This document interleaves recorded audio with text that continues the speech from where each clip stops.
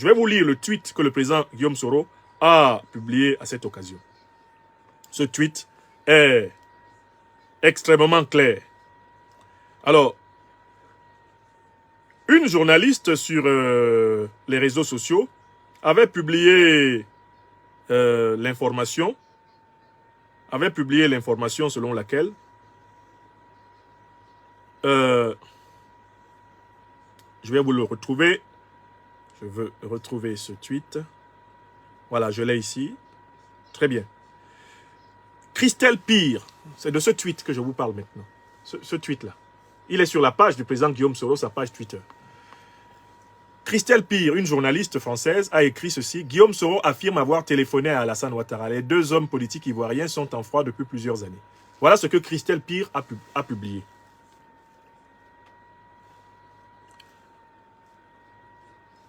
Excusez-moi, Voilà. Voilà ce que Christelle Pire a publié. Et voici le commentaire retweeté par le président Guillaume Soro à l'adresse de la journaliste Christelle Pire. Le président Guillaume Soro dit « C'est vrai. Lui et moi avons parlé au téléphone. Ce n'est pas un poisson d'avril. La prochaine fois, ça sera en Côte d'Ivoire. L'élection présidentielle de 2025 n'est plus loin. Il faut s'activer. » Fin de citation. Ce sont les propos du président Guillaume Soro. Donc, quand le président Guillaume Soro prend son téléphone pour appeler le président Alassane Ouattara, c'est parce que la décrispation qui vient de commencer signifie, pour le président Guillaume Soro, que le président Ouattara a compris ce que Macky Sall a compris trop tard. Et que peut-être le président Ouattara, lui, veut gagner du temps. C'est parce que Macky Sall a perdu du temps qu'il a été surpris par les événements. Alors, peut-être que le président du RHDP, lui, il a compris qu'il faut gagner du temps. En desserrant l'étau tout de suite. Il a fait plus de 2 mandats. Il est en train de faire un 3e mandat anticonstitutionnel. Et il devrait bien comprendre que la situation politique ivoirienne ne va pas s'arranger pour lui. Il a intérêt à sortir de la situation politique ivoirienne par l'organisation d'une compétition, par l'acceptation de l'organisation d'une compétition juste, loyale, transparente, ouverte, laquelle seule peut sauver la stabilité vraie, la paix juste, et relancer authentiquement la Côte d'Ivoire.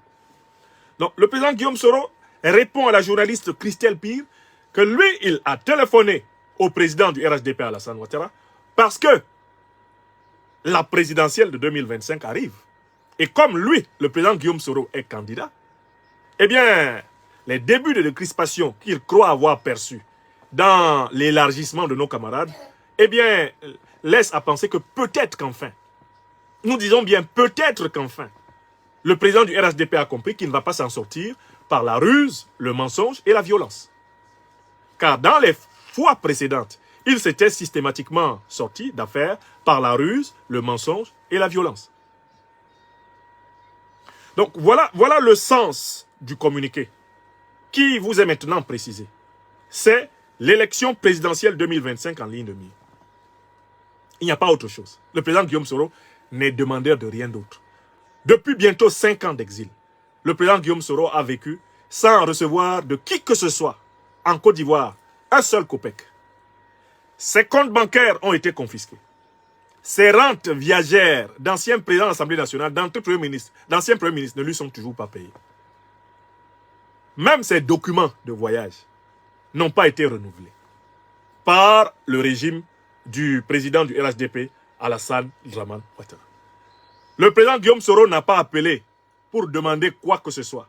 Il a appelé pour prendre acte que peut-être, je dis bien peut-être, le président du RHDP a compris qu'il ne pourra pas continuer à s'en sortir par la violence, par le mensonge et par la ruse. Voilà le sens du communiqué. Maintenant, je voudrais conclure mon propos en abordant les mauvaises interprétations du communiqué que certains ont fait prospérer dans les réseaux sociaux, en croyant pouvoir tordre le sens de la chose. D'abord, il y a un premier groupe de menteurs invétérés, les traîtres au mouvement Génération et Peuple Solidaire. Il s'agit de certains de nos anciens camarades, dont je ne citerai point le nom ici, ce serait leur faire trop d'honneur, qui, très tôt, frappés par le syndrome de Stockholm, ce que j'ai donc appelé les Stockholmards, se sont précipités dans la mangeoire du restaurant du RHDP, en prétendant par là initier le chemin du dialogue. Ceux-là se sont empressés ces dernières heures de dire que le président Guillaume Soro de GPS fait enfin ce qu'ils avaient demandé de faire il y a 3 ans, il y a 4 ans, il y a 2 ans, pour certains d'entre eux. C'est faux. Le président Guillaume Soro n'est pas en train de faire ce qu'ils ont fait. Eux, ils ont trahi GPS pour retourner au RHDP. Le président Guillaume Soro ne retourne pas au RHDP. Il ne retournera jamais au RHDP. Il est le président de Génération et Peuple Solidaire. Si le peuple de Côte d'Ivoire, ou Dieu le Tout-Puissant, à travers nos ancêtres angélisés le veulent, il gouvernera la Côte d'Ivoire comme président de la République après avoir gagné l'élection présidentielle de la République de Côte d'Ivoire. C'est tout.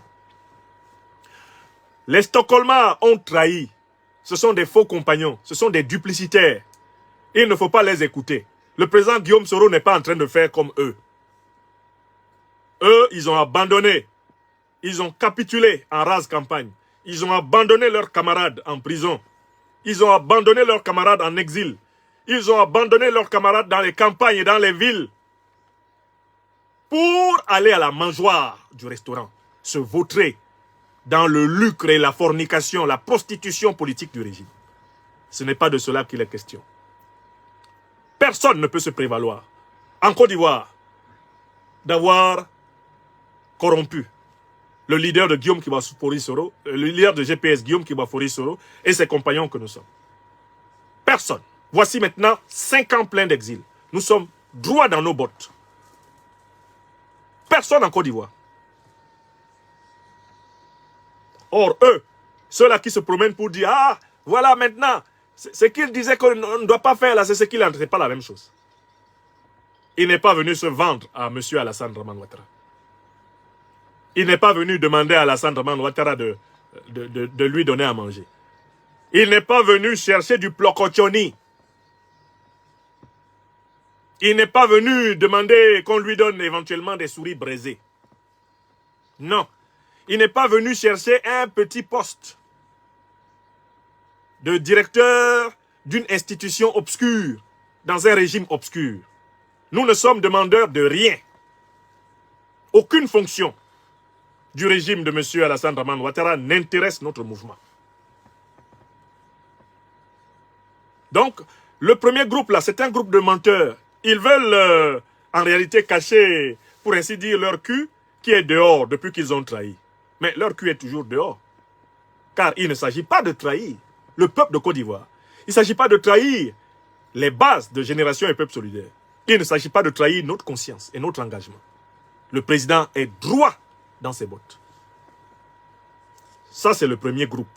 Il fallait leur répondre. Ce n'est pas la même chose. Se lever, aller se vautrer au RHDP, commencer à mentir sur son ancien leader, comme l'ont fait certains. Jouer même au jeu d'inventer des coups d'État imaginaires pour agonir, pour enfoncer, pour noyer son ancien leader, afin d'obtenir en échange quelques strapontins et quelques miettes. Ça, c'est Judas Iscariote, c'est Stockholmard. Ce sont des individus irrécupérables. D'ailleurs, ils n'ont la confiance de personne, ni au RHDP, ni en dehors du RHDP. Tout le monde les regarde en réalité comme des vendus à vie. Une fois que tu as trahi tes engagements essentiels, personne ne te fait confiance. Personne de sérieux. Maintenant, il y a un deuxième groupe. Ce sont les militants radicaux du RHDP, que par extrapolation, on appelle de manière ironique les moutons. Eux, ils se sont pressés de crier victoire sur les réseaux sociaux, en estimant que le président Guillaume Soro avait plié un genou par terre devant leur chef, le président du RHDP, Alassane Draman Ouattara. Passer un coup de fil à un dirigeant politique pour lui dire qu'on prend acte du début de la décrispation politique, c'est ça, plier un genou par terre. Ousmane Sonko et Diomaye Faye, ils n'ont pas discuté avec Macky Sall. Vous ne les avez pas vus le saluer? Vous pensez qu'ils sont devenus amis pour la vie? L'action politique, et surtout pour un dirigeant Elle suppose la capacité du contact, la capacité de faire face à l'adversaire, la capacité de discuter. Cette capacité ne correspond pas à l'agenouillement des Stockholmards. Je dis aux militants radicaux du RHDP que le président Guillaume Soro ne s'est pas soumis et ne se soumettra jamais à quelques présidents de partis politiques, à quelques autres hommes d'État, que ce soit en Côte d'Ivoire. Il ne doit obéir qu'à la loi juste, qui doit être la constitution ivoirienne. Il ne doit obéir qu'à sa conscience. Il ne doit obéir, et bien sûr, qu'aux enseignements de Dieu le Tout-Puissant et à ceux de ses amis, compagnons bienveillants, véridiques et loyaux. Voilà. Donc le deuxième groupe aussi se trompe. Ils se sont mis à crier, il est de retour RHDP. Jamais ça va arriver. Quittez rapidement d'un mauvais rêve. Jamais nous, on ne viendra au RHDP. Le président Guillaume Soro, jamais n'ira au RHDP. Je dis bien jamais. Donc, que le deuxième groupe là arrête. Maintenant, il y a un troisième groupe. Ça, c'est à l'international. Oh, ces derniers temps, le président Guillaume Soro est dans l'Alliance des États du Sahel. Il est aux côtés des leaders panafricanistes du Mali, le président Assimi Goïta, du Burkina, le président Ibrahim Traoré, et aux côtés du président du Niger, le président Abdourahmane Tiani. Mais il discute avec eh bien, un mentor, un cacique de la CEDEAO. Est-ce que ça, là, c'est pas une trahison? Mais dans l'histoire politique de la Côte d'Ivoire, est-ce que vous connaissez quelqu'un qui a discuté autant dans des négociations politiques que le président Guillaume Soro? Si vous étudiez les négociations de 2002 jusqu'en 2010, il est le seul à avoir été à toutes les négociations. Je dis bien toutes. Tous les autres hommes d'État n'ont pas été à toutes. Alors, en quoi le fait de reconnaître le début d'une décrispation politique serait une déviation par rapport à une ligne idéologique? Est-ce que vous savez que tous les dirigeants ouest-africains continuent à échanger de temps en temps avec des dirigeants de la CEDEAO? Ce n'est pas parce qu'on échange avec des dirigeants ou un dirigeant de la CEDEAO que l'on adhère à la politique de la CEDEAO. Il ne faut pas confondre eh bien, ce qu'on appelle les contacts politiques qui sont nécessaires dans la vie politique des nations, des peuples, des institutions, des partis, des mouvements. Il ne faut pas les confondre avec des actes d'allégeance. Alors, en Côte d'Ivoire, mais de son vivant, le président Bédié lui arrivait de passer un coup de fil au président Ouattara. Est-ce pour autant qu'il a soumis le PDCI-RDA au RHDP? Le président Laurent Gbagbo, depuis son retour de la Haye, a plusieurs fois rencontré le président du RHDP, Alassane Dramane Ouattara. Est-ce pour autant que Laurent Gbagbo a soumis le PPACI au RHDP ou au président Ouattara? Il a dit plusieurs fois dans des conversations publiques que lui, il a passé un coup de fil à Alassane Ouattara. Est-ce parce qu'il a passé un coup de fil, le président Laurent Gbagbo à Alassane Ouattara, qu'il est soumis? On a vu le président du PDCI-RDA, le nouveau président, Tidiane Thiam, aller publiquement prendre, dit-il, des conseils auprès du président Ouattara. Est-ce pour autant que les militants du PDCI-RDA disent que désormais Tidiane Thiam est soumis à Alassane Ouattara? Non. Je vois que ce soit à l'international ou au plan national, il y en a qui, en réalité, pensaient que Guillaume Kibafori Soro était écarté à tout jamais du centre du jeu politique. Or, il est écrit que c'est la pierre que l'on a rejetée qui s'avère, eh bien, la pierre angulaire de la reconstruction du temple. Le président Guillaume Soro lui-même le dit souvent d'une autre façon. Quelquefois, c'est le chemin que l'on prend pour échapper à son propre destin qui est le plus court pour le réaliser. Donc, en réalité, à force de vouloir exclure en interne, exclure en externe, Guillaume Kibafori Soro, inévitablement, vous participez à la conviction et à la persuasion du peuple de Côte d'Ivoire et de l'opinion internationale qu'il est l'homme d'État en réserve de la nation. Donc, ceux qui tremblent parce qu'il y a eu ce coup de fil entre le président de GPS et le président du RHDP ont raison de trembler. Parce que la détermination du président Guillaume Soro, elle porte sur la question essentielle. qui doit décider de la dévolution du pouvoir en Côte d'Ivoire. Ce n'est pas le président Ouattara, ce n'est pas le président d'un parti politique, ou même c'est même pas le président, celui qui assume de facto les fonctions de chef de l'État. Ce n'est pas lui qui doit décider de la direction suprême de la nation. La direction suprême de la nation ivoirienne doit être décidée par le souverain. Le souverain en Côte d'Ivoire doit être le peuple. Et toute l'action politique du président Guillaume Soro, en vue de son retour actif et gagnant en Côte d'Ivoire, elle porte sur le dialogue en vue de la restauration de la souveraineté du peuple ivoirien. Que personne ne vous écarte de cette compréhension.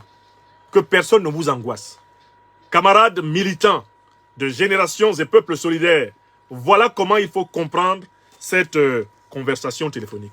Ne vous laissez pas amener ou balloter à gauche et à droite par des interprétations fallacieuses, mensongères. Ne vous laissez pas tromper. Le président Guillaume Soro, il a une vision pour la Côte d'Ivoire. Il a une détermination à servir la Côte d'Ivoire. Il a la volonté, les moyens, les hommes, les femmes qui l'accompagnent pour gouverner autrement la Côte d'Ivoire. Et si Dieu le veut, si le peuple de Côte d'Ivoire le veut, et si le président Guillaume Kibafori Soro lui-même continue ardemment à le vouloir, cela s'accomplira. Cela s'accomplira. Voilà assez rapidement, quelques idées que je voulais mettre à la disposition de l'opinion ivoirienne, de l'opinion africaine, de l'opinion internationale.